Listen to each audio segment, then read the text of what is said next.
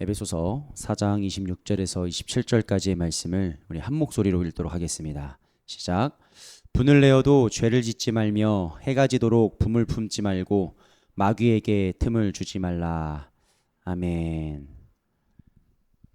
어떤 교회가 좋은 교회인가를 정의하는 데 있어서는 여러 기준들이 있겠지만 무엇보다도 가장 중요한 기준이 되는 것은 질적 부흥이 있는가입니다. 부흥에는 양적 부흥과 질적 부흥이 있습니다. 양적 부흥이란 모이는 사람의 수가 증가하는 것을 의미하죠. 그래서 성도가 10명이었는데 20명이 되고 또 20명이었는데 30명이 되고 이처럼 계속해서 더 많은 사람들이 모이고 교회의 어떤 교세도 더 이렇게 커져가는 것을 양적 부흥이라고 합니다.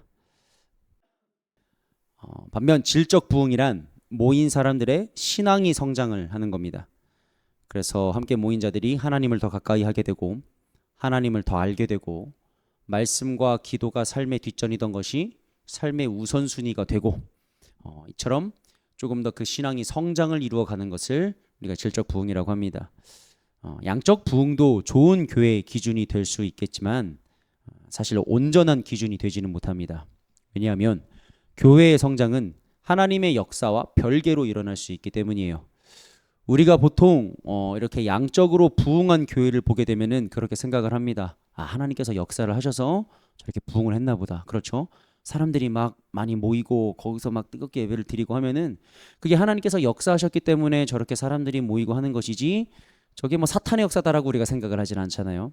그래서 양적 부흥이 있는 곳에는 늘 하나님의 역사가 있구나라고 우리가 생각을 하는데 엄밀히 따져보면은 사실 그렇지 않습니다. 여러분, 양적 부흥이라는 것은요, 사실 사람의 힘으로도 할 수 있고 하나님께서 역사하시지 않아도 가능한 일입니다. 우리가 이것을 무엇을 통해서 할 수 있냐면은 이단을 통해서 할 수 있습니다. 신천지, JMS, 여호와의 증인, 하나님의 교회들 보면은 성전이 으리으리하고 사람들이 어마어마하게 모입니다. 여러분들 그 신천지 한 번씩 대회 같은 거 할 때 이렇게 봤으면 아실 거예요. 정말 사람들이 구름대 같이 몰려가지고 거기서 그렇게 항상 예배를 드리고, 이 사람들이 또 믿음이 보통 좋은 게 아니에요. 물론 이 믿음은 잘못된 믿음이지만, 그래서 진짜 막 그 모든 예배 자리 가운데 막 나가서 막 뜨겁게 하고 그렇게 하는데, 우리가 그것을 보면서 야, 하나님께서 역사하셔서 신천지가 부흥했다, JMS가 부흥했다라고 이야기를 하질 않습니다. 근데 이것이 교회에도 비슷합니다. 물론 사탄의 역사로 막 교회가 부흥하지는 않는다고 생각을 해요. 물론 근데 때론 사탄의 역사로 교회가 커지는 경우도 있습니다. 그러니까 교회가 잘못된 방향성으로 나아가고 있는데 계속해서 사람이 붙는다? 이거는 사탄이 장난질할 가능성이 있습니다. 하지만 그런 게 아니라면은 그래도 어느 정도 건강하게 부흥을 한다고 해도 그 안에서 사실 교회가 뭐 정말 프로그램 같은 것들이 되게 좋거나 아니면 예배 자체가 굉장히 깔끔하거나 아니면 거기서 모이는 사람들의 어떤 교제할 수 있는 사람들이 정말 좋거나 이렇게만 되더라도 교회는 사실 부흥할 수 있습니다. 그렇기 때문에 양적 부흥은 정말 좋은 교회, 뭔가 하나님의 임재가 있는 교회라고 이야기하기는 어려울 수 있어요. 그런 기준이 되지는 못합니다. 하지만 질적 부흥은 다릅니다. 이 질적 부흥은요, 성령의 역사 없이는 절대로 불가능합니다. 함께 모인 자들이 하나님을 더 가까이 하고 주님과의 관계가 더욱 깊어지고 주님을 더 깊이 알게 되는 일들은 성령의 역사 없이는 결코 일어날 수 없는 일들입니다. 이것은요, 사람이 노력한다고 되는 일이 아닙니다. 주님이 직접 그 교회 가운데 함께 하시며 역사하셔야지만 가능한 일입니다. 그렇기 때문에 저는 우리 교회가 올바른 방향을 향해 잘 가고 있는가, 주님의 마음을 쫓아서 그 주님과 함께 잘 가고 있는가 아닌가를 늘 점검할 때 이 질적 부흥이 있는가를 늘 체크를 해봅니다. 즉 함께 모인 우리의 신앙에 성장이 있는가 없는가를 확인함으로써 우리 교회가 지금 올바른 방향성으로 바른 길을 향해서 잘 가고 있는가를 보는 것이죠. 만약 우리의 신앙이 계속해서 성장을 하고 있으면 잘 가고 있는 것이고, 그렇지 않다면 잘 가고 있지 않은 것입니다. 이와 같은 기준에 비춰봤을 때 감사하게도 우리는 주님과 함께 잘 가고 있는 것 같습니다. 왜냐하면 제가 여러분들을 볼 때 여러분의 영이 계속해서 성장하고 있는 게 보이기 때문이에요. 먼저는 여러분이 더욱더 하나님을 가까이 하려는 태도가 보입니다. 정말 다른 것을 의지하려 하지 않고 하나님만 바라보려고 하는 것이 정말 그렇게 피부적으로 느껴져요. 우리가 지난주에도 이렇게 나눔하는 시간을 가졌었는데, 지난주가 아니라 지지난주죠. 지지난주에도 나눔하는 시간을 가졌었는데, 그때 여러분들이 하는 고백을 제가 딱 보고 되게 마음이 그러니까 흡족했습니다. 잘 가고 있구나. 진짜 기도의 자리를 지키려고 하고 그 하나님 한 분만 딱 붙들고 다른 거 안 보려고 하는 어떤 그런 결단하는 모습들이, 이거는 정말 제대로 된 주님의 자녀들이다. 우리가 그래도 어떤 하나님의 은혜 가운데서 그래도 잘 가고 있구나가 이렇게 느껴져서 굉장히 마음이 기쁘더라고요. 여러분, 이것이요 결코 쉽지 않습니다. 정말 우리가 하나님을 바라보면서 주님만 바라보겠습니다라고 말은 되게 쉽게 할 수 있지만 실제로 그렇게 살아가는 것은 정말 힘듭니다. 왜냐하면 주님만 바라보려고 하잖아요. 그럼 때로는 내 삶에서 진짜로 포기해야 될 것들이 많이 생깁니다. 진짜로 불안한 마음 가운데 나아가야 하는 것들이 있어요.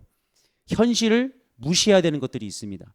그래서 우리가 정말 하나님을 바라보면서 나아가는 것이 결코 쉬운 일이 아닌데, 그런 결단들을 해나가는 여러분들의 모습을 볼 때 이것은 지금 영적인 성장이 일어나고 있구나, 그 신앙의 성장이 일어나고 있구나 라는 마음이 들더라고요. 또 여러분들을 보면은 기도의 성장이 있습니다. 먼저는 기도의 분량이 많이 늘어났어요.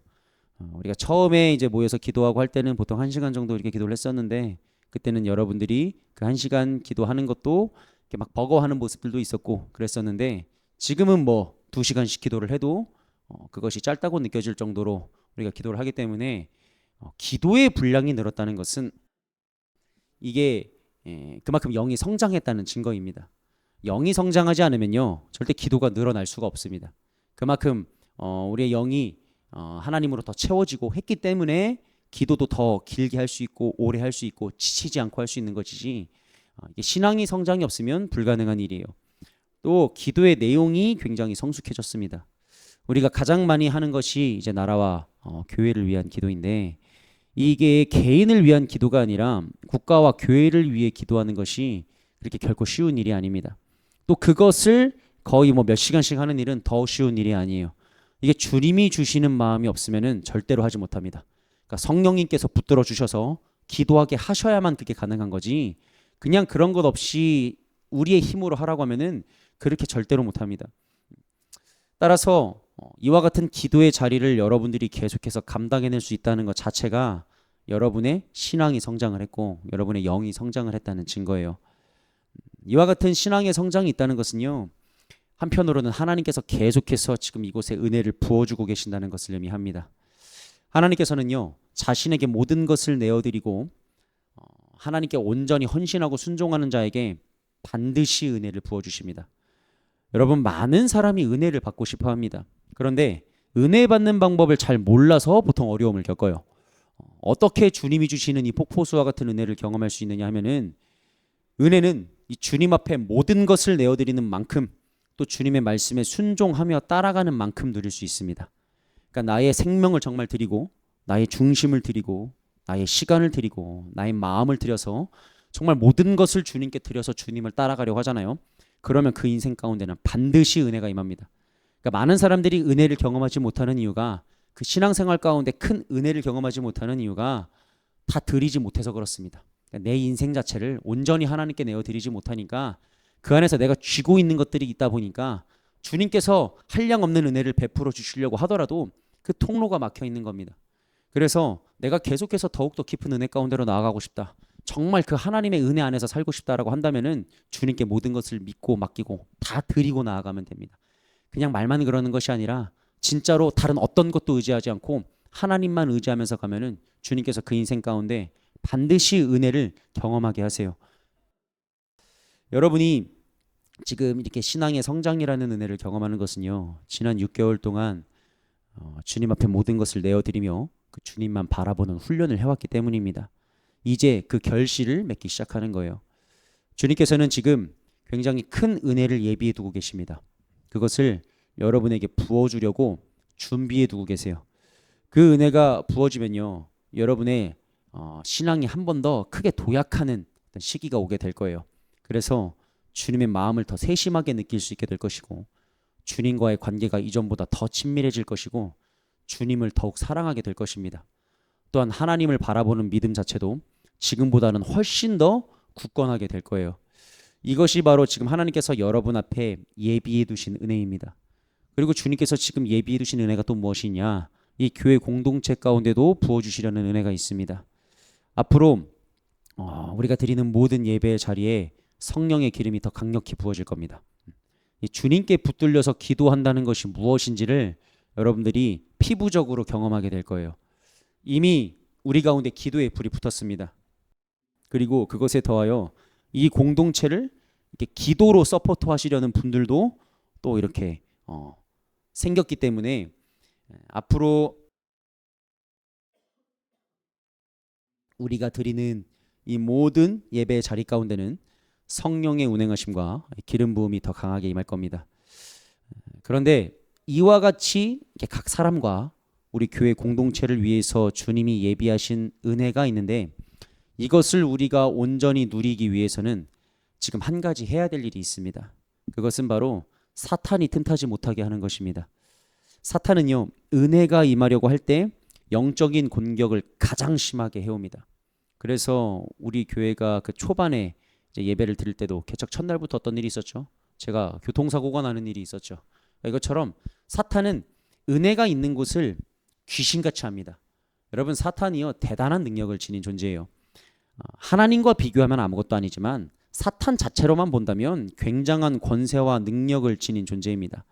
어떤 목사님께서 그런 말씀을 하시더라고요. 사탄의 IQ가, 어떤 분이 기도를 하다가 하나님께서 알려주셨는데 4800이라고 하셨답니다. 제가 4800의 IQ가 어느 정도 되는지 모르겠지만, 그게 또 사실인지 모르겠지만, 어쨌든 그 정도로 사탄이 그냥 우리와는 이렇게 완전 다른 어나더 레벨. 왜냐하면 사탄은 영적인 존재잖아요. 그가 가진 권세가 있기 때문에 하나님에 비해서는 정말 아무것도 아니지만 그 나름대로는 꽤나 강력한 존재라는 겁니다. 그래서 이 사탄이 하나님께서 예비하신 은혜가 있잖아요. 성령의 기름이 부어지려고 하면은 기가 막히게 그 타이밍을 알고 그것을 받지 못하게 막기 시작합니다. 그래서 이 타이밍을 포착하면은 바로 영적인 공격을 해오기 시작합니다. 주님께서 예비하신 은혜가 임해버리면 하나님과 그분의 자녀 사이를 갈라놓기가 더 힘들어지겠죠.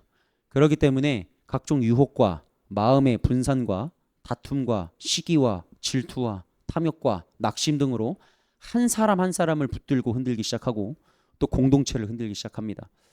그렇기 때문에 계속해서 우리가 주님께서 부어주시는 그 은혜를 누리며 주님께서 예비하신 은혜의 자리로 나아가는 과정 가운데 있는 지금은요, 그 어느 때보다도 영적인 안테나를 곤두세우고 사탄에게 틈을 주지 말아야 하는 때입니다. 사탄은요, 두 가지 대상을 목표로 삼고 영적인 공격을 하기 시작할 겁니다. 첫 번째는요, 개인을 향한 공격입니다. 앞으로 사탄이 여러분 한 사람 한 사람을 붙들고 하나님께로 더 나아가지 못하게 하고 주님이 주실 은혜를 받지 못하게 하기 위하여 방해하기 시작할 건데, 그 영역은 다음과 같이 크게 5가지 정도로 나눌 수 있습니다. 첫 번째는요, 여러분들의 기도가 잘 안 되게 방해를 할 거예요.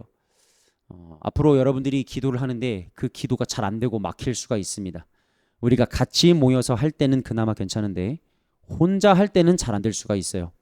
기도가 잘 안 되면 어떤 마음이 듭니까? 기도의 자리를 포기하고 싶어집니다. 어차피 하려고 해도 안 되는데 이렇게 하는 것이 뭐 의미가 있나 싶어서 그 기도의 자리를 내려놓게 됩니다. 또 주님께 도움을 구함에도 불구하고 그 기도의 응답이 지체될수록 또 기도의 자리를 포기하고 싶어집니다. 이것이 바로 사탄이 기도를 방해하는 목적입니다. 그 기도의 자리 자체를 포기하게 만들어서 우리가 하나님께로 계속해서 가까이 나아가지 못하게 방해를 하는 것이죠. 여러분, 이때 기도의 자리를 포기하잖아요. 그럼 하나님이 예비하신 은혜가 임하지 못합니다. 따라서 아무리 기도가 막히고 안 되더라도 우직하게 계속해서 기도의 자리로 가야 돼요. 기도가 잘 안 되더라도 그냥 계속 기도의 자리에 앉아서 뚫어내려고 시도를 해야 됩니다. 이 기도는요, 기도로 뚫어내야 됩니다. 기도가 막힐 때 이것을 뚫어낼 수 있는 방법은 기도하는 것밖에 없습니다. 그래서 기도가 막히는 게 어려운 거예요. 왜냐하면 기도가 막히기 때문에 다른 방법을 찾고 싶은데 결국 이거를 뚫어내야 되는 방법이 기도이기 때문에, 그래서 기도가 막히면은 사람이 굉장히 힘들고 피폐해집니다. 하지만 이 기도가 잘 안 되고 막혀도 그 자리 가운데로 나아가야지만 또 기도를 뚫어낼 수 있기 때문에 그 자리 가운데 사탄의 영적 공격이 있어도, 방해가 있어도 절대로 그 자리를 포기해서는 안 됩니다. 만약 기도가 잘 안 되고 막힌다 싶으면 예수님의 보혈을 뿌리면서 뚫어내고, 그래도 막히면 가만히 묵상하는 기도라도 하면서 그 성령님의 도움을 계속해서 구해야 돼요. 그런데 이 성령님의 도움을 구하더라도 기도가 계속해서 막히는 경우가 있습니다. 우리가 이때 좀 이렇게 좀 의아함을 이렇게 느껴요. 하나님께 도움을 요청했는데 우리의 기도가 뚫리지 않으면 이게 왜 뚫리지 않지라는 생각을 당연히 하게 되겠죠.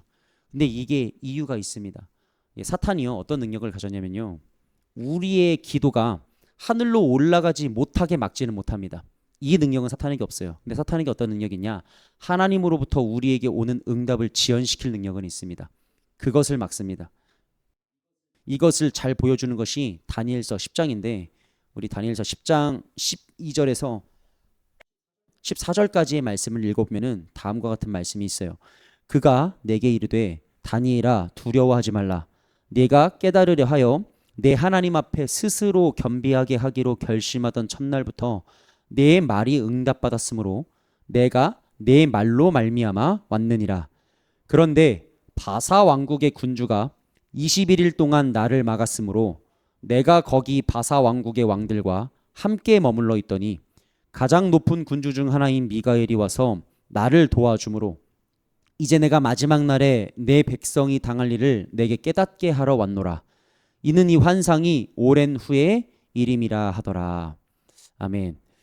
말씀을 보면요, 하나님께서는 다니엘에게 주님의 뜻을 알려주시려고, 즉 그 기도에 응답을 해주시려고 천사를 보내십니다. 그런데 사탄이 방해를 해요. 여기에는 바사 왕국의 군주라고 표현이 되어 있는데, 이 사탄이 방해를 해서 그 다니엘의 응답이 21일간 지연이 됩니다. 여기서 알 수 있는 사실이 무엇이냐?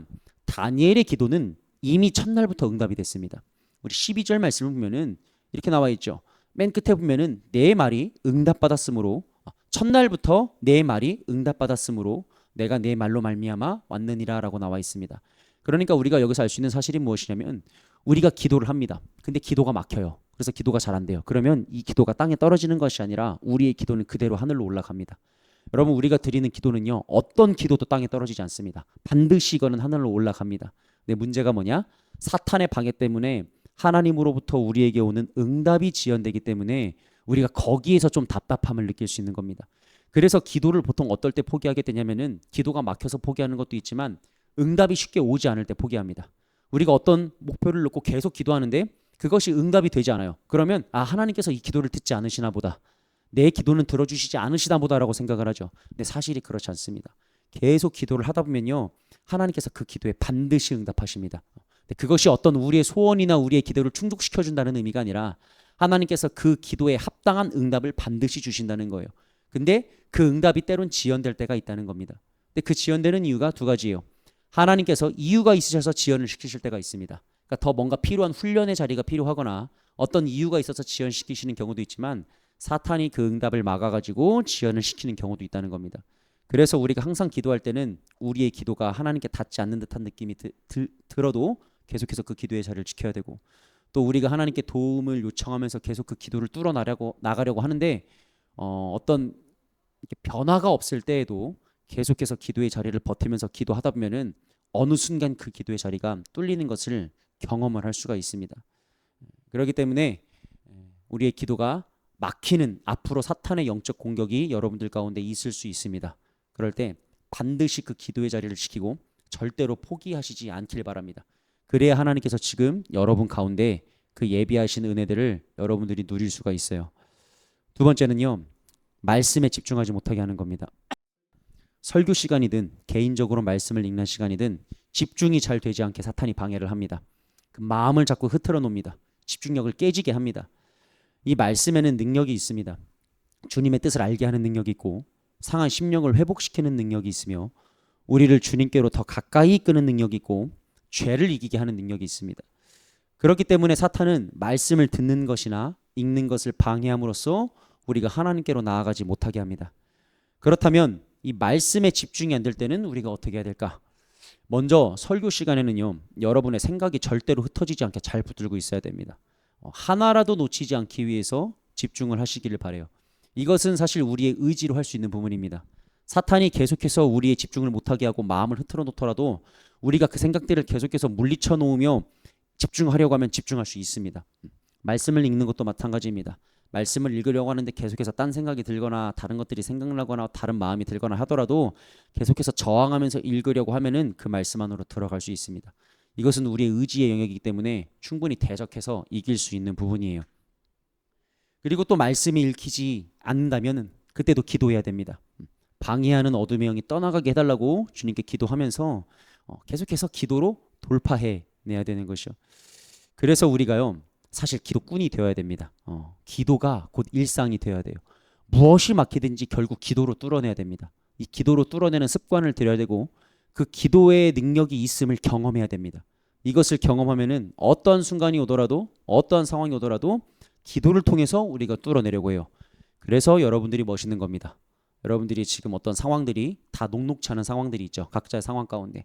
그럼에도 불구하고 그 상황에서 주님께 나와서 기도로 뚫어내려고 하는 이 모습 자체가 하나님께서 보시기에 정말로 아름다운 모습이고 너무나도 귀한 모습이라는 사실을 여러분들이 기억하면서 항상 그 기도로 뚫어내려는 어떤 그런 주님의 사람들이 돼야 됩니다.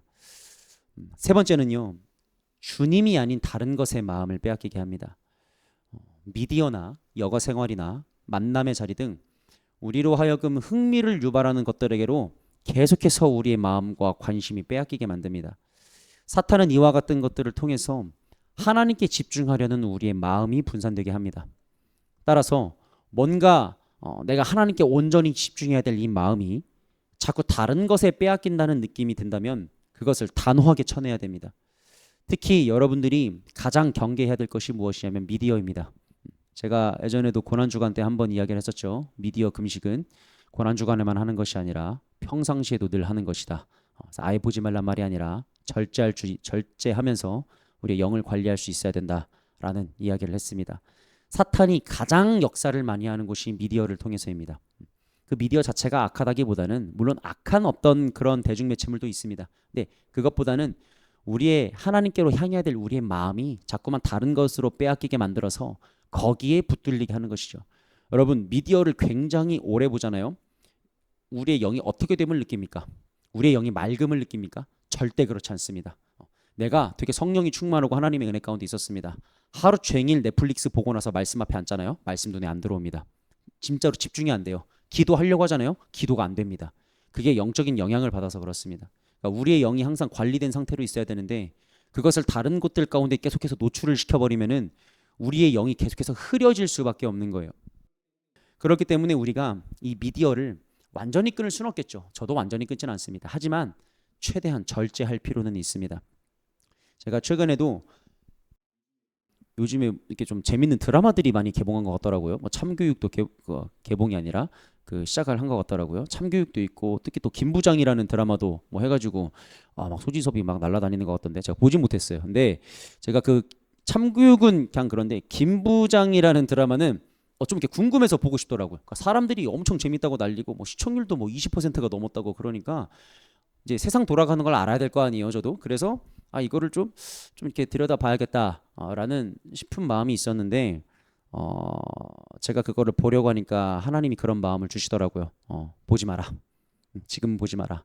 난 너 마음이 흩어지지 않게 하고 지금 주님께 집중해라라는 마음을 주셔가지고 제가 그것을 보려다가 그냥 안 보고 지금 있습니다.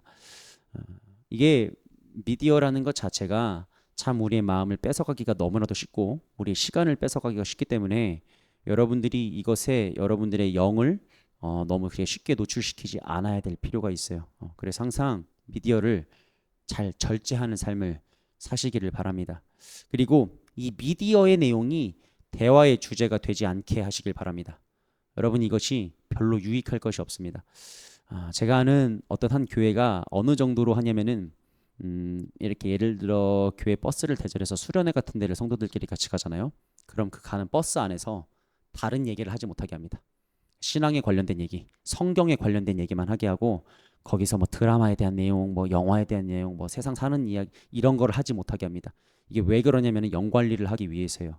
우리가 미디어를 보고 안 보고도 중요하지만 그 미디어의 내용이 우리의 대화의 중심이 되어서 뭐가 어떻고 저떻고 하는 것도 그것이 어떤 우리에게 악영향을 미치는 것은 아니지만 그것 자체가 우리의 영을 흐려놓게 하기는 합니다. 그렇기 때문에 특히나 가장 중요한 게 예배 시간 전, 아니면 여러분들이 어떤 기도 시간 전, 말씀을 읽는 시간 전, 이럴 때는 항상 그런 것들을 좀 차단을 해서 관리를 할 필요가 있습니다.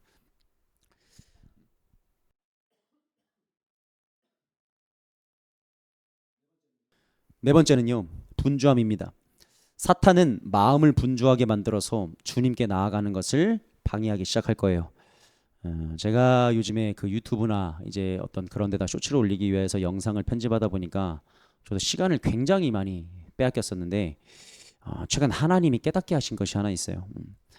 제가 이제 그것에 너무 많은 시간을 빼앗기다 보니까 주님이 거기에 너무 많은 시간을 쏟지 마라. 그거 쏟을 시간에 말씀과 기도를 통해 나랑 교제하라 라는 마음을 주셨습니다. 여러분, 우리가 삶이 분주할수록, 마음이 분주할수록 이 하나님과 교제하는 시간을 더욱더 철저히 확보해야 됩니다. 심지어 이것이요, 사역이나 봉사와 관련된 것이어도 그렇습니다. 여러분, 우리가 사역을 하면은 그 자체로 마치 하나님과 교제를 한다고 생각할 수 있습니다. 어느 정도는 맞습니다. 사역을 하는 것 자체가 결국 하나님의 일을 하는 것이죠. 그래서 그 안에는 하나님과의 교제가 있을 수 있습니다. 하지만 그것이 충분한 교제로 이어지지는 못합니다. 만약에 제가 일주일 내내 설교를 해야 돼가지고 어떤 제 개인적인 기도 시간을 갖지 못한다면 어떻게 될까요? 제 영이 성장을 할까요? 퇴보를 할까요? 반드시 퇴보합니다. 놀랍게도 설교를 함에도 불구하고 제 영은 퇴보할 수밖에 없습니다. 제가 일주일 내내 잠실 예배를 인도하느라 별도로 하나님과의 교제 시간을 갖지 못한다면 어떻게 될까요? 제 영은 반드시 죽습니다. 거기도 기도의 자리가 있지만 어쨌든 제 영은 피폐해집니다. 어떠한 사역의 형태이든 그것과 하나님과의 교제는 별개로 우리가 볼 수 있어야 돼요. 말씀과 기도를 통해서 주님과 교제하는 것은 반드시 따로 이루어져야 됩니다. 그래서 제가 한 번씩 저는 그 우리가 이제 기도회 같은 걸 하잖아요. 목요 기도회도 하고 하면은 저는 그 기도회 후에도 제 개인 기도 시간을 따로 그냥 갖습니다. 어떤 기도가 채워질 때는 그렇지 않을 때도 있지만, 그렇지 않을 때는 제가 개인 기도 시간은 따로 가져요. 그러니까 2시간씩 기도를 해놓고도 또 기도의 자리로 갑니다. 그 이유가 하나님과의 개인적인 교제를 하기 위해서. 그러니까 내가 나라를 위해서 열심히 구했고 그 안에서 주님께서 기름 부어주심이 있었고 많은 은혜를 주셨고 정말 그렇게 기도를 하시게 하긴 했지만, 그것이 내가 하나님과 1대1 교제를 한 것은 아니기 때문에 더 깊은 교제로 나아가기 위하여서 주님 앞에 다시 앉습니다. 그래서 거기에서는 내 하루를 마무리하면서 주님과의 어떤 이렇게 좀 나누는 것들도 하고 또 어떤 제 마음을 아뢰기도 하고, 그렇게 하면서 그런 시간들을 항상 갖는 시간을 갖습니다. 그것이 그렇게 하는 이유가, 그렇게 해야지만 제 영이 계속해서 깨어 있을 수 있고 살아 있을 수 있기 때문입니다. 그러니까 하나님께 링크가 되어 있을 수 있기 때문에 그런 시간들을 하는 것이죠. 여러분, 우리가 마음이 분주해지고 삶이 분주해질 때 반드시 하나님과 교제하는 시간을 지켜야 될 필요가 있습니다. 이것이 무너지면은 우리가 삶에 끌려갑니다. 그래서 사탄이요, 때로는 사역의 자리를 바쁘게 만들어서 목회자들을 무너뜨립니다. 사역의 자리가 너무 바빠서 할 게 많아서 성경을 못 보게 하고 기도를 못 하게 합니다. 그게 영적 공격인 줄을 깨닫잖아요. 그러면 그것들을 이렇게 끊기 시작합니다. 내가 감당할 수 있는 것만 하는데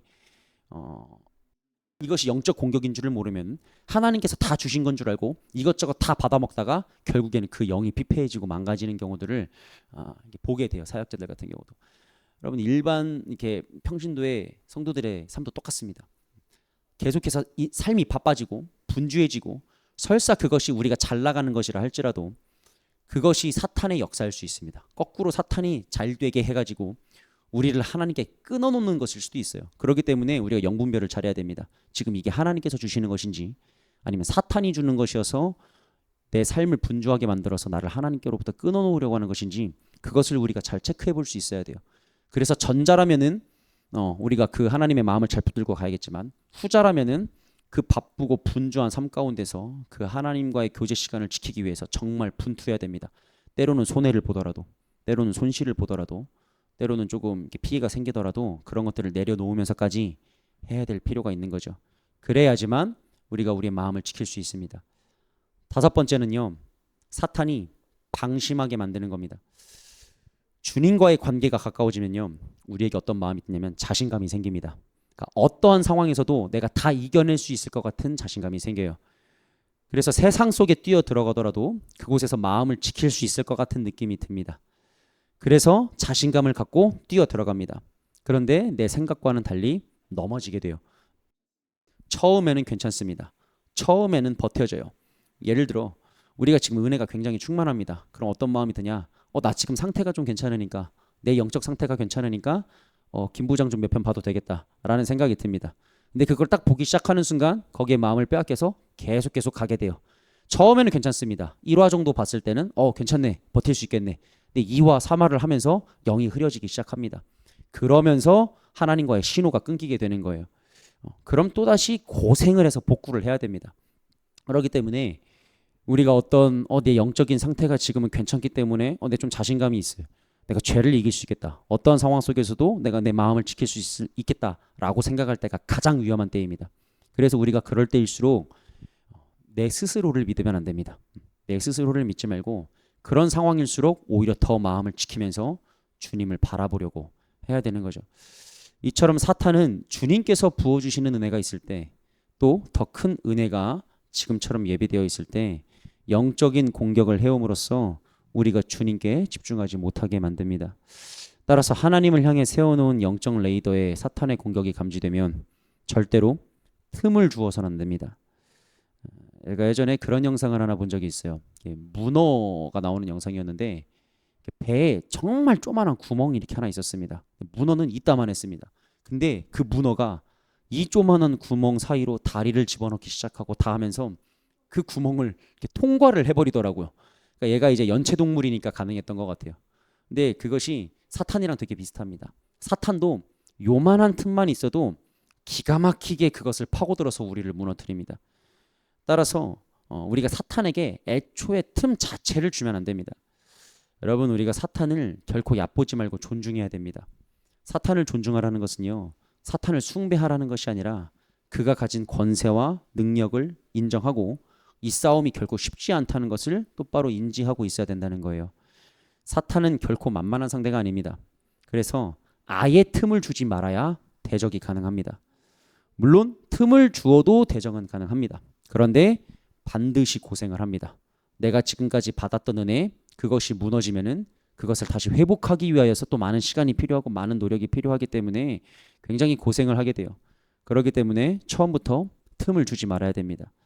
만약에 삶이 분주하다, 시간을 잘 관리해서 주님 앞에 나아가는 시간을 확보하시기 바랍니다. 자꾸 주님보다 흥미를 유발하는 것들에 관심이 간다, 과감하게 쳐내시기 바랍니다. 기도가 잘 안 된다, 기도의 자리에서 버티시기 바랍니다. 말씀에 집중이 안 된다, 한순간도 눈을 떼지 말고 집중하시기 바랍니다.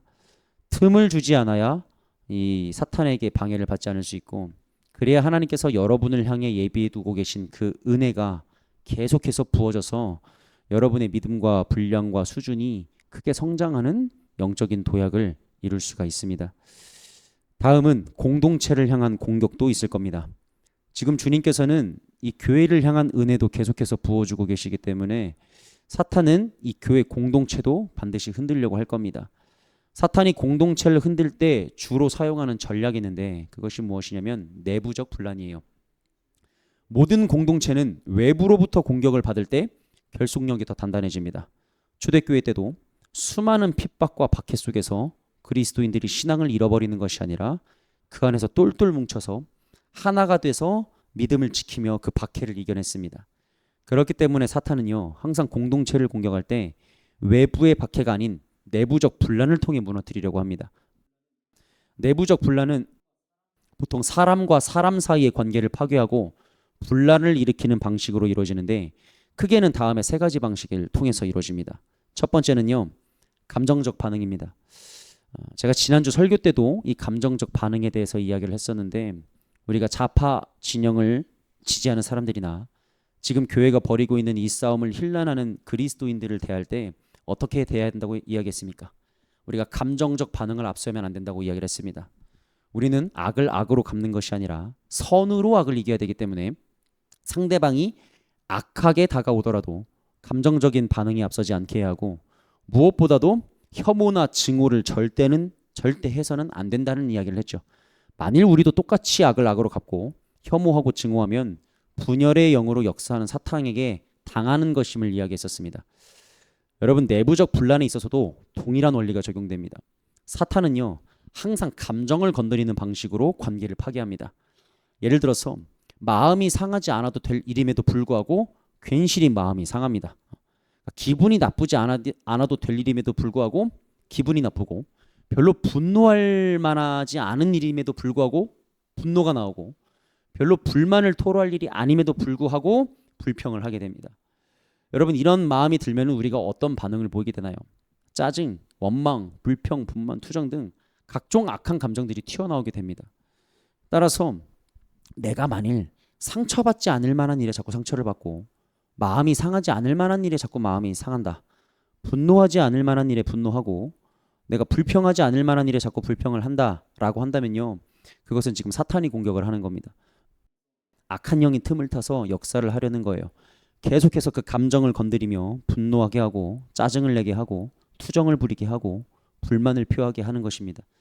따라서 우리가 부정적이거나 악한 감정이 들 때 그것을 그대로 배설한다면 그 순간은 어떻게 되는 것이냐? 사탄의 도구가 되는 겁니다. 사탄의 도구가 되어서 이 관계를 파괴하고, 더 나아가서는 공동체를 무너뜨리게 됩니다. 우리는요 언제든지 사탄의 도구가 될 수 있습니다. 우리의 기본 소속은 하나님의 군대입니다. 하나님의 군대로서 영적 전쟁을 하는 것이지만, 때에 따라서는 그 사탄의 영적 공격을 적당하게 대처해내지 못하면은 때때로는 사탄의 도구가 되어서 사탄에게 쓰임을 받기도 합니다. 그렇기 때문에 우리가 정말 잘 해야 되는 것이 늘 감정과 마음을 다스리는 겁니다. 또 혈기를 다스릴 줄 알아야 되는 거예요. 결국 이 짜증, 불만, 원망 등의 감정은요 모두 혈기와 관련이 있습니다. 혈기를 다스리지 못할수록 이런 감정들의 영향을 더 많이 받습니다. 제가 최근에 어떤 성도분이 그런 말씀하시는 거 봤어요. 우리 교회 목사님은 설교 중에 자꾸 화를 내셔서 힘들다고 하시더라고요. 뭘로 화를 내시는지는 잘 모르겠습니다. 뭐가 화가 많이 나셨나 봐요. 근데 성도분이 그래서 우리 교회 목사님은 자꾸 설교 중에 너무 화를 많이 내셔서 설교 듣기가 조금 힘들다, 이런 이야기를 이렇게 하시는 어떤 그런 것들을 이렇게 봤었는데, 사람이 이게 혈기가 여전히 예수님을 만나고도 그 혈기가 남아 있잖아요. 그럼 계속해서 부정적이고 악한 감정 등을 드러내게 돼 있습니다. 그것을 제가 그런 삶을 살아봐서 잘 압니다. 제가 지금은 그래도 많이 이게 정말 많이 바뀌었는데, 예전에는 정말 짜증을 잘 내고, 정말 화도 잘 내고, 정말 불평과 원망도 잘했습니다. 그래서 그때도 물론 하나님을 잘 믿었고 예수님과 교제는 잘했지만, 그러니까 이게 인격적인 변화가 안 일어나는 거죠. 그러니까 내가 예수님으로 말미암아서 새 사람이 돼야 되는데, 내 성품이 새롭게 바뀌어야 되는데, 그렇지 못하니까 계속해서 그 부정적이고 악한 감정들이 올라오는 그 안에 혈기를 그대로 지니고 있는 거예요. 저도 이것을 빼는데 굉장히 오랜 시간이 걸렸고 고생을 참 많이 했습니다. 시행착오도 많이 겪었고. 그래서 과거의 저를 돌아보면 제가 항상 좀 이렇게 부끄러운 일들이 많다라고 이야기하는 게 그래서 그렇습니다. 사탄은 우리가 혈기 부리는 것을 통하여서 항상 이제 사람들과의 관계를 파괴하고 공동체를 무너뜨리려는 그런 전략을 취하기 때문에, 우리가 처음부터 이 사탄에게 틈을 주지 않는 것, 즉 우리의 이 악함 감정 자체가 딱 들었을 때 배설되지 않게 하는 것이 굉장히 중요합니다. 우리가 마음을 잘 다스리는 일이 사실 성경의 전반적인 내용을 봤을 때는 별로 중요한 것이 아닌 것처럼 보입니다. 별로 중요한 주제가 아닌 것처럼 보여요. 그런데 보통 분열과 분란의 시작은 이 감정을 다스리지 못함으로써 생기게 됩니다. 그러니까 타인과의 관계 가운데 생기는 미세한 균열로부터 시작이 되기 때문에, 이 감정을 잘 다스리고 마음을 잘 다스리는 것은요 사실 굉장히 중요한 영역입니다. 차라리 큰 다툼은 대차게 화해라도 하고 끝내지, 짜잘짜잘하게 분란을 초래하는 것은 조금씩 메워지지 않는 균열이 생기게 만듭니다. 그리고 그 작은 균열이 쌓이고 쌓여서 결국에는 이 관계라는 벽을 깨트리고 주님의 은혜가 임해야 할 자리에 분열이 임하게 만듭니다. 따라서 먼저는요 무엇이 됐든 우리의 감정이 이렇게 쉽게 드러나지 않을 수 있도록 우리가 마음 관리를 잘 해야 될 필요가 있습니다. 그리고 두 번째는요, 설사 우리가 좀 마음을 상하게 될 만한 일, 진짜 분노할 만한 일을 당하게 되었다 했을지라도 그 악한 감정을 그대로 배설하면 안 됩니다. 만약 누가 나를 화나게 했습니다. 그러면 우리도 똑같이 감정적으로 반응을 하며 대응하는 것이 아니라, 그 화나게 한 사람을 엄중하게 꾸짖을 필요가 있습니다. 기분을 상하게 한다면 짜증을 내는 것이 아니라 대화로 풀어야겠죠. 여러분 그 우리가 잘 아는 사람들 중에 이것을 굉장히 잘하시는 분이 한 분 있어요. 홍진호 씨가 이걸 굉장히 잘합니다. 우리가 그 옛날에 서바이벌 프로그램 같은 데 보면은 어떤 사람이 막 이렇게 실수를 해가지고 홍진호가 이렇게 화내는 장면이 나오거든요. 근데 그 화를 되게 멋있게 냅니다. 그러니까 감정적으로 야, 너 뭐 하는 거야? 이렇게 하는 게 아니라 되게 냉정하게 표정을 딱 정색하면서 누구야? 근데 그러는 건 좀 아닌 것 같아. 그렇게 하면 안 되지라고 하는데 그 모습이 되게 멋있더라고요. 근데 저만 그 멋있는 모습을 느낀 게 아닌 것 같아요. 사람들의 반응도 보니까 와, 홍진호가 인격적으로 되게 성숙한 사람이다. 화를 화답게 낼 줄 안다라는 이야기들을 하더라고요. 그런 모습들이 사실은 그리스도인들에게 있어야 되는 모습입니다. 우리는 예수님으로 말미암아 우리의 성품이 변화된 사람들이기 때문에 우리가 화를 내는 방식, 우리가 어떤 우리의 불편한 감정을 표현하는 방식들도 어느 정도 성숙한 모습들이 드러나야 하는 것이죠. 사람의 인격적 성숙함이 가장 잘 드러나는 곳이 바로 이 감정적 반응입니다. 제가 아버지를 별로 그렇게 좋아하지 않습니다. 그러니까 아버지를 어느 정도로 제가 별로 안 좋아하지 않냐면은 제가 가끔 그런 상상을 해요. 아버지가 일찍 돌아가셨으니까 만약 지금 다시 아버지가 살아 돌아오시는 것을 내가 선택할 수 있다면 나는 과연 아버지가 돌아오게 할 것인가 안 돌아오게 할 것인가. 근데 제가 항상 내리는 답이 뭔지 아십니까? 전 안 돌아오게 하는 겁니다. 그 정도라면은 제가 아버지를 얼마나 이렇게 조금 좋아하지 않는지 알 수가 있겠죠. 그럴 수밖에 없던 것이 아버지가 항상 그 이렇게 감정적인 반응을 이렇게 많이 보이셨습니다. 그러니까 욱하실 때도 많았고 갑자기 짜증을 낼 때도 많았고 심한 말을 할 때도 많았고 그런 모습들을 제가 너무나도 옆에서 많이 보고 자라왔기 때문에 그렇다고 해서 완전히 뭐 나쁘신 분은 아니지만 그런 것 때문에 그러니까 아버지가 살아 돌아온다고 하면은 삶이 오히려 불편해질 것 같은 거예요. 제가 어렸을 때도 참 그것 때문에 늘 불안한 마음을 많이 느꼈거든요. 그러니까 아빠 옆에 있으면은 원래 아빠 옆에 있으면 되게 안정감을 느껴야 되잖아요. 근데 아빠 옆에 있으면 불안합니다. 마음이 언제 화낼지 모르고 언제 짜증낼지 모르고 언제 그 마음의 불똥이 그 불편함의 불똥이 나한테 튈지 모르기 때문에 제가 그래서 항상 아버지 옆에 있는 것이 불안해서 아버지랑 같이 있는 걸 별로 좋아하지 않았습니다. 한 번씩 아빠랑 이제 놀러 나가잖아요. 이렇게 학교에 공을 차러 가거나 농구 같은 걸 하러 가잖아요. 그러면 제가 잘 못하니까 차다 보면 공이 막 골대 뒤로 넘어가고 할 수 있잖아요. 그럼 아빠가 하다 보면 갑자기 짜증을 냅니다. 공 좀 잘 차라고. 그러면 제 마음이 어떻겠어요? 거기서 제 어린 마음이. 그거 자체가 별로 그렇게 막 상처가 되고 당연히 하겠죠. 그렇기 때문에 제가 아버지를 그렇게 좀 이렇게 지금까지도 별로 그렇게 막 이렇게 좋아하지 않습니다. 이게 자신의 부정적인 감정을 쉽게 드러내는 것은요. 인격적 미성숙함을 사실상 공개적으로 알리는 것과 같습니다. 그래서 이게 되게 부끄러운 일이에요. 세상 사람들이야 이런 것을 그렇게 신경 쓰지 않고 그냥 있는 모습 그대로 살겠다고 할 수 있습니다. 나는 원래 이런 스타일인데 뭐 어쩌라고를 시전할 수 있어요. 그런데 그리스도인은 그렇지 않습니다. 왜냐하면 우리는 그것이 사탄의 공격임을 알기 때문입니다. 순간 분노가 올라와서 욱하는 것, 순간 짜증이 올라와서 투덜거리는 것, 순간 불평과 불만이 올라와서 투정을 부리거나 원망을 하는 것, 이게 전부 다 사탄에게 놀아나는 겁니다. 저도 과거에는 많이 놀아났습니다. 화도 많았고 짜증도 많았고 불평 불만도 많았어요. 그래서 제가 그 과거를 되게 부끄럽게 여기는 것이 내가 그때 사탄에게 놀아났고 나의 어떤 인격적 미성숙함을 사람들에게 공개하고 다녔던 거였구나 라는 생각이 들어서 그래서 제가 이것을 되게 부끄럽게 여기는 겁니다. 여러분 분노가 올라오는 것, 짜증이 나는 것, 불평과 불만이 생기는 것 자체는요. 사실 그 자체로는 죄는 아닙니다. 이러한 감정 자체는 자연스럽게 발생할 수 있어요. 이것은 사실 우리가 통제하기는 어렵습니다.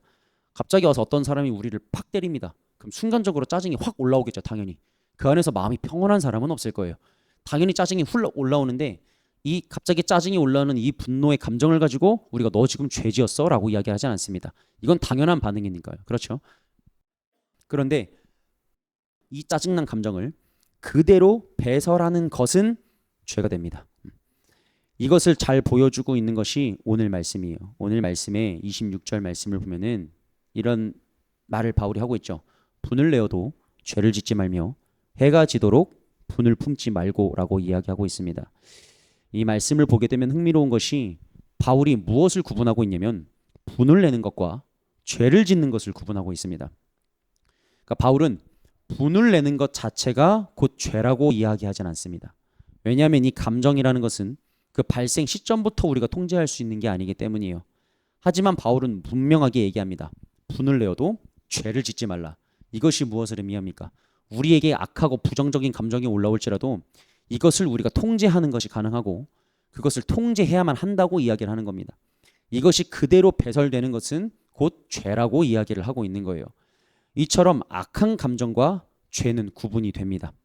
순간 악한 마음이 올라오는 것, 부정적인 감정이 드는 것 자체는 괜찮을 수 있습니다. 그러나 그것을 배설해서는 안 됩니다. 이것을 배설하게 되면은 먼저는 자신의 영을 파괴합니다. 자신의 영을 파괴하고 두 번째는 관계를 파괴합니다. 우리가 항상 감정적인 반응으로 일삼게 되면은 사람과 사람 사이의 관계가 파괴될 수밖에 없겠죠. 그렇기 때문에 이 감정을 배설하는 것은 늘 죄로 이어질 수밖에 없습니다. 따라서 우리는 이 항상 악한 감정이라는 인풋이 이 죄라는 아웃풋으로 배설되지 않게 해야 됩니다. 그래야 공동체 안에서 맺는 모든 관계 가운데 균열이 가게 만들지 않을 수 있고 우리가 주님 안에서 온전히 연합하여서 주님이 주시는 은혜 가운데로 함께 나아갈 수가 있습니다. 제가 여기에 대해서 한 가지만 조금 더 살펴보자면 누군가 악한 감정을 죄가 되게 하였을 때 그것을 우리가 어떻게 대처하냐도 굉장히 중요합니다. 예를 들어 뭐 짜증을 내지 않아도 될 상황에서 누군가 짜증을 냈다고 해봅시다. 그럴 땐 우리가 위로하고 격려해 줄 것이 아니라 책망을 해야 됩니다. 그리고 악한 영에게 휘둘리지 않도록 그 사람을 위해 기도를 해줘야 됩니다. 여러분 위로가 무조건 좋은 게 아닙니다. 이게 교회 공동체의 가장 큰 단점이 무엇이냐? 모든 것을 용납하고 사랑으로만 품어주려 합니다. 그래서 잘못된 행동을 해도 일단은 가서 위로를 하고 그 사람을 품어주려고 하지 질책을 하지 않습니다. 위로가 필요한 상황이 있고 책망이 필요한 상황이 있습니다. 관용이 필요한 순간이 있고 질책이 필요한 순간이 있습니다. 이것을 적재적소에 맞게 적용을 해야 상대방에게도 도움이 됩니다. 그래야 상대방이 그 잘못된 모습들을 돌이킬 수가 있습니다. 그런데 책망을 받아야 될 상황에서도 위로를 해주면서 괜찮냐고 해버리면은 이 사람은 그것이 잘못된 것임을 모를 수도 있고 그렇게 되면은 결국에는 똑같은 일들이 계속해서 반복되게 됩니다. 그렇기 때문에 우리는 항상 위로로 다가가는 것이 아니라 책망이 필요할 때는 책망을 해야 되고 위로가 필요할 때는 위로를 해야 되고 관용이 필요할 때는 관용을 함으로써 그것을 적재적소에 맞게 활용해야지만 그 공동체가 올바로 서 있을 수가 있고 그리고 모든 사람이 성장할 수도 있다는 거죠. 우리는 사탄이 틈타지 못하도록 항상 마음 관리를 잘해야 됩니다. 그래야 관계의 균열이 가지 않게 할 수 있고 나의 영도 지킬 수 있고 모두가 주님 안에서 하나가 되어 하나님께서 예비하신 은혜 가운데로 나아갈 수 있습니다. 두 번째는요. 시기와 질투입니다.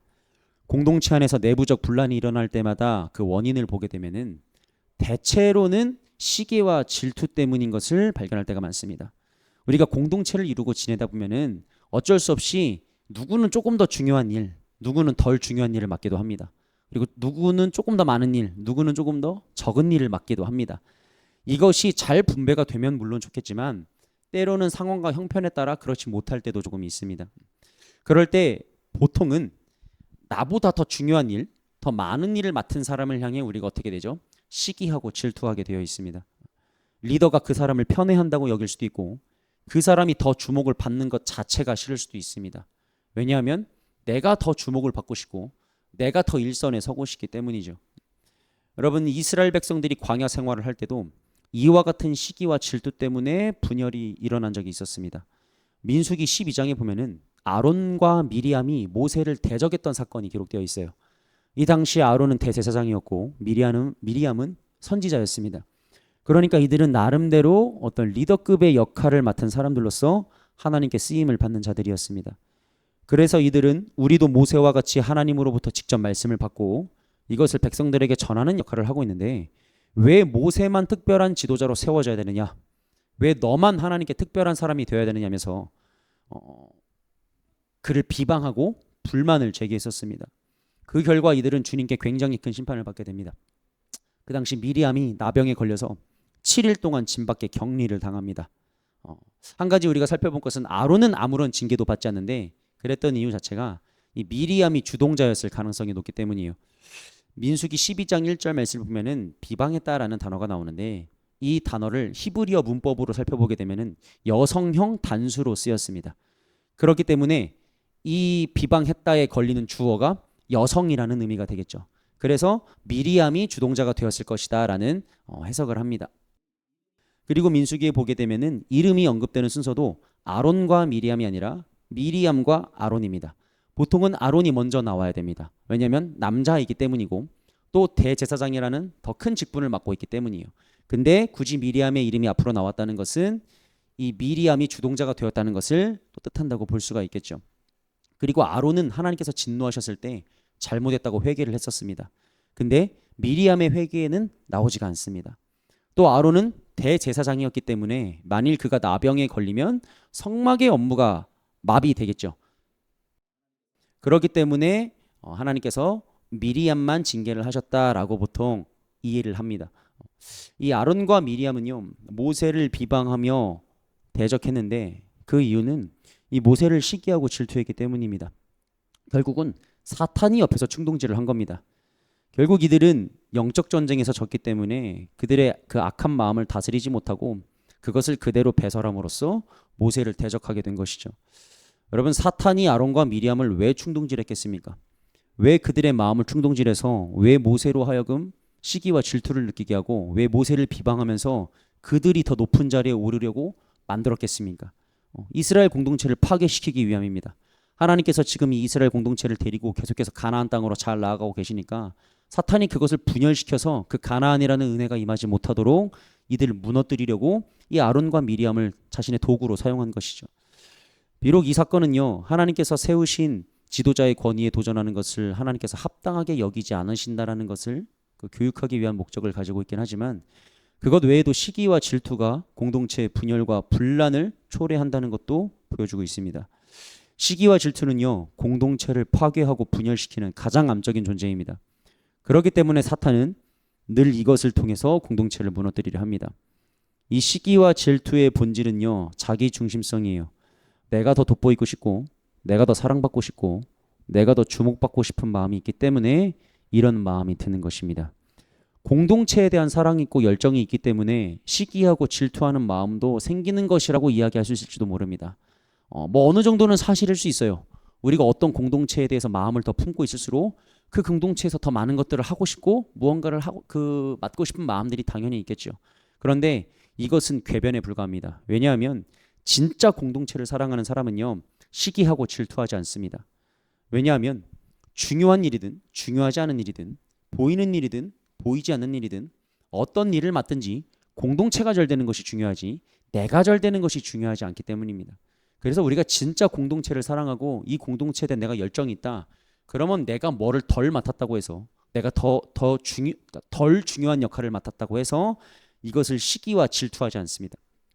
그냥 내가 할 수 있는 일을 찾아서 하며 묵묵히 그 일을 합니다.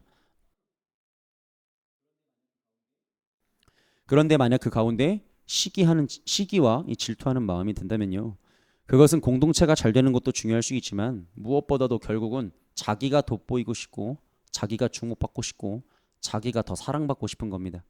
그래서 우리가 건강한 공동체를 보게 되면요, 가장 큰 특징 중에 하나가 시기와 질투가 없다는 겁니다. 중요한 일이든 중요하지 않은 일이든 보이는 일이든 보이지 않는 일이든 어떤 일을 맡든 오직 공동체가 잘 되기를 바라는 마음을 가지고 서로가 서로를 격려하고 응원하며 나아가는 모습이 건강한 공동체를 보면 반드시 있습니다. 여러분, 이 시기와 질투라는 사탄의 영적 공격이 우리 공동체 가운데도 있을 수 있습니다. 하나님께서 예비하신 은혜가 임하지 못하도록 사탄이 방해하려면 결국에는 내부적 분란을 초래해야 됩니다.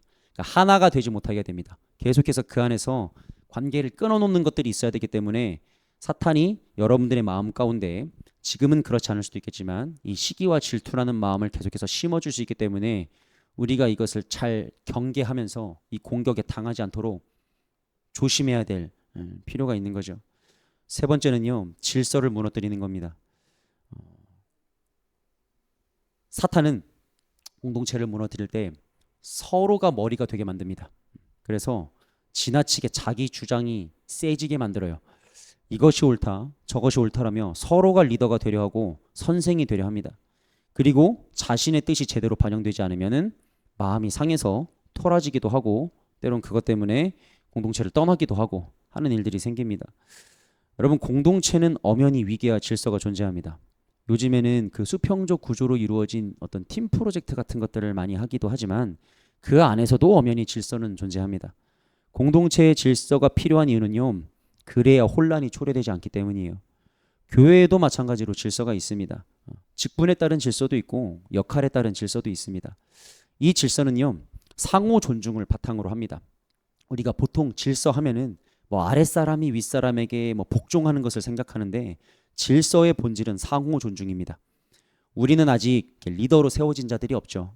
그래서 목회자와 성도로 나누어진 직분밖에 없기 때문에 이것을 가지고 이야기할 수밖에 없을 텐데 목회자는 성도 위에 군림하지 않으려 해야 되고 성도는 목회자를 좌지우지하려 하면 안 됩니다. 여러분 이게 사실 어떻게 보면 굉장히 당연한 것 같지만 우리가 교회의 모습들을 들여다보잖아요. 이것이 무너져 있는 교회가 굉장히 많습니다. 목회자는 권위적 태도를 갖고 성도에게 절대적인 순종을 요구합니다. 성도는 그 목회자에 대한 권위를 그렇게 인정하지 않고 목회자를 적대적으로 여기며 자신의 뜻을 관철시키려고 합니다. 그래서 서로가 상호 존중을 하는 것이 아니라 알력 싸움을 합니다. 그러니까 목회자와 성도가 서로가 더 우위에 서려고 알력 싸움을 하게 되는 것이죠. 이런 일들이 왜 벌어지는 줄 아십니까? 이게 사탄이 양쪽 모두를 컨트롤하고 있는 겁니다. 목회자에게는 권위적인 마인드를 갖게 만들고 성도에게는 적대적인 마인드를 갖게 만들어서 계속해서 트러블이 나게 만드는 것이죠. 사탄은 항상 질서를 깨뜨리려고 합니다. 그래서 무질서와 혼돈이라는 환경을 통해서 분란을 일으키게 만듭니다. 여러분 질서가 깨진 공동체는요 절대로 성장하지 못합니다. 그리고 하나님의 은혜도 누리지 못하게 됩니다. 공동체가 발전하기 위해서 가장 중요한 것 중 하나가 바로 연합입니다. 건강한 질서 안에서 완전히 하나가 되어서 연합하는 것. 따라서 만일 이 연합을 방해하는 사람이 있다면 이 사람은 사탄의 도구로 쓰임을 받는 겁니다. 제가 그 역할을 할 수도 있고 여러분이 그 역할을 할 수도 있습니다. 물론 지금은 우리가 그렇지 않고 잘 지내고 있지만 계속해서 사탄의 이 영적 공격이 있게 되면은 앞으로는 그런 것들 때문에 우리 안에 분란이 초래될 수도 있고 분열이 초래될 수도 있고 관계 파괴들이 초래될 수 있습니다. 그렇기 때문에 우리가 항상 그 질서 안에서 상호 존중 안에서 서로 하나 되는 것을 굉장히 잘 견지해야 될 필요가 있습니다.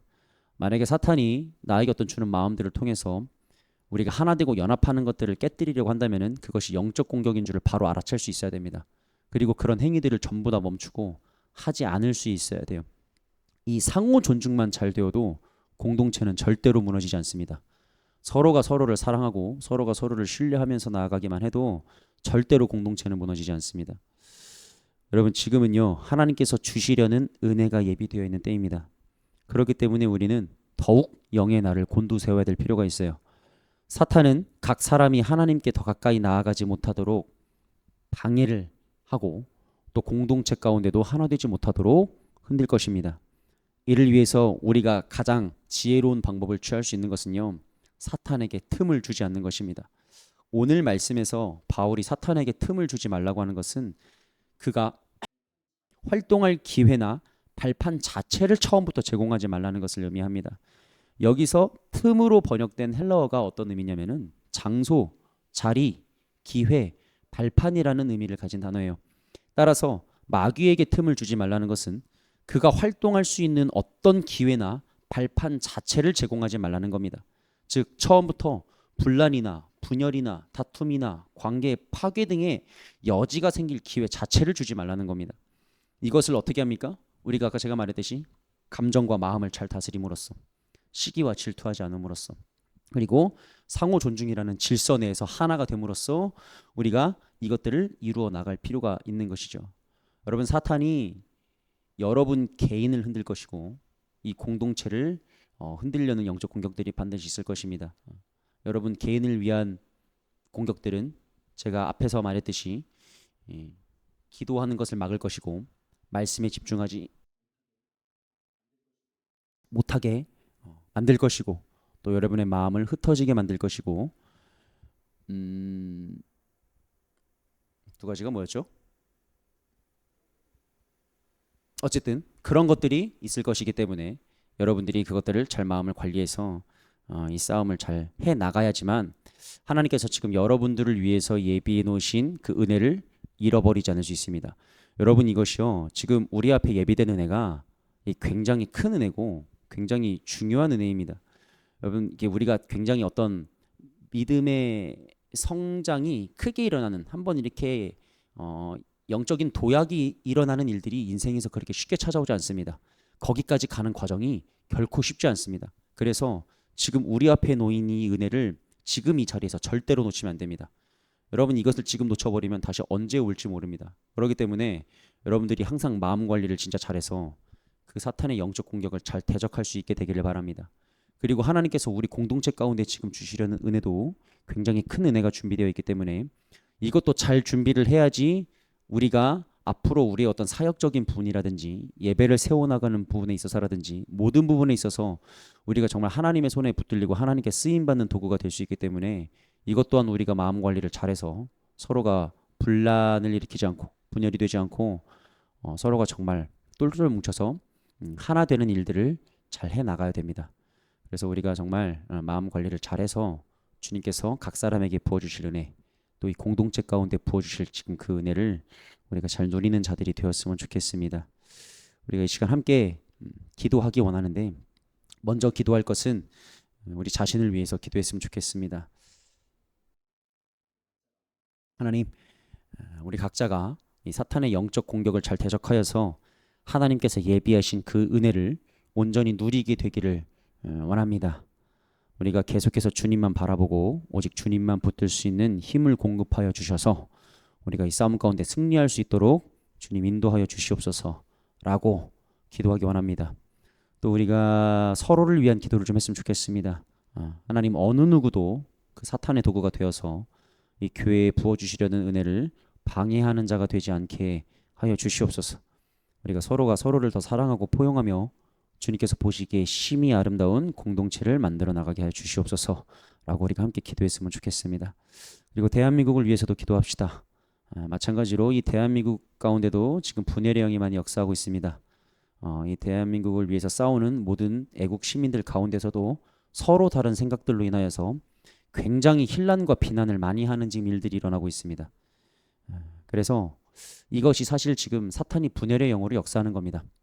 그 안에 교만의 영으로 역사하고 그 안에 분열의 영으로 역사를 해서 계속해서 나와 다른 생각을 틀리다고 이야기를 하게 만들어가지고 이거를 계속 찢어놓는 것인데 지금 그게 이 보수 진영을 보게 되면은 굉장히 조금 심각한 수준에 이르러 있습니다. 그래서 우리가 이것을 위해서도 기도합시다. 하나님 분열의 영이 틈타지 못하도록 우리가 기도로 막기 원합니다.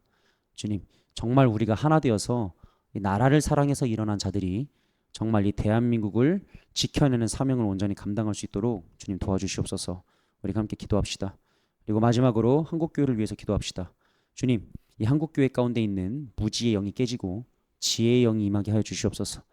자신의 생각과 판단과 이념과 고집 등을 모두 내려놓고 주님의 마음을 알게 하여 주시옵소서. 이 한국교회를 사로잡고 있는 미혹의 영이 떠나가도록 주님 역사하여 주시옵소서라고 우리가 기도하기 원합니다. 우리 다 같이 간절한 마음으로 주님 이름 한번 외치고 기도하도록 하겠습니다.